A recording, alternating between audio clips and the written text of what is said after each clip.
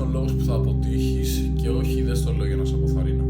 Πλέον βλέπουμε ότι όλοι ξεκινάνε κάτι καινούριο, μια καινούργια επιχείρηση, μια σχέση, μια καινούργια αρχή όπως λένε όλοι, αλλά στην πραγματικότητα τελικά όλοι αποτυχάνουν. Και αυτό συμβαίνει γιατί τα παρατάνε. Όλοι θέλουν να έρθει γρήγορα η επιτυχία, να δουν γρήγορα αποτελέσματα, κάτι που δεν συμβαίνει. Και μόλις δουν ότι δεν συμβαίνει αυτό και τα αποτελέσματα δεν έρχονται, κουράζονται και τα παρατάνε. Είτε είναι στη δουλειά, είτε είναι στη